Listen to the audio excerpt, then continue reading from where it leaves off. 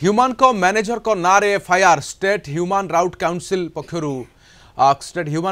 पक्षर थाना एतला होची। ह्यूमान सागर मृत्यु बेले मां को असभ्य भाषा गाली करथिले मैनेजर दिनेश बेहरा, जहां विरोध करछंती स्टेट ह्यूमान राइट काउंसिल।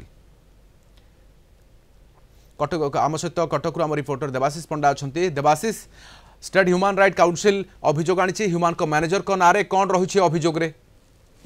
देखो राधेश्याम आम कहीपर कि कंठशिल्पी ह्यूमान मृत्यु को नहीं थमु ना बद आज स्टेट ह्यूमान राइट काउंसिल पक्षर देखा मिलता कि ह्यूमान सागर मैनेजर जे दिनेश बेहरा रोचंती ना महिला थाना एफआईआर देइथिले एवं जोपरि भाव में एफआईआर उल्लेख करा जायतिला कि ह्यूमान सागर जो मां को ह्यूमान जो मैनेजर अशालीन भाषा रे गाली करथिले यार वीडियो मध्य सोशल मीडिया रे वायरल हेतिला। यहा को विरोध करिछि स्टेट ह्यूमान राइट काउंसिल एवं ह्यूमान को मैनेजर जे रहउचंती दिनेश बेहरा ना रे से अभियोग आनिचंती एवं तांको एफआईआर उल्लेख करा जायछि कि ए जो दिनेश बेहरा जे रहउचंती ह्यूमान जे मैनेजर ताकू तुरंत गिरफ करा जाऊ या सहित तांको ऊपर दृढ़ कार्यानुष्ठान ग्रहण करा जाऊ।